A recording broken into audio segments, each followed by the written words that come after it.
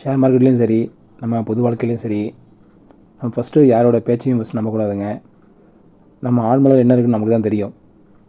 சில பேர் சொல்லுவாங்க, ஷேர் மார்க்கெட் வந்து ஒரு ஃபேக், அது வந்து மாய பிம்பை, அதுக்குள்ளே போயிடாதீங்க, போனால் கண்டிப்பாக உங்களால் ஜெயிச்சு வெளில வர முடியாது அப்படின்னு. நீங்கள் பணத்தை மட்டும் தான் இழந்துட்டு வரீங்கன்னு சொல்லுவாங்க. பட் அப்படி கிடையாதுங்க.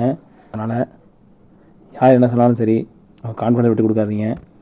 யார் என்ன பதில் சொன்னாலும் சரி, அதை காலை வாங்காதீங்க. உங்களுக்கு என்ன தோணுதோ உங்கள் பண்ணுங்கள். நாளைக்கு எடுக்கிற டிசிஷன்ஸ் எல்லாமே உங்களோட தாங்க.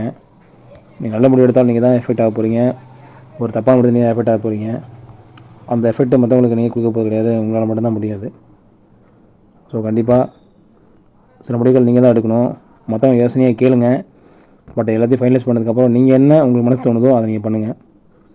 அதை வாழ்க்கையில் உங்களை மிகப்பெரிய எடுத்து கொண்டு போகும். என்னை பொறுத்தளவு நான் வச்சுக்கிற ஒரே பிரின்சிபல், எல்லாரும் பேரையும் கேட்கணும். பட் டிசிஷன் வந்து நம்மளோட தான் இருக்கணும். ஃபைனலைஸ் நம்மளோட தான் இருக்கணும்.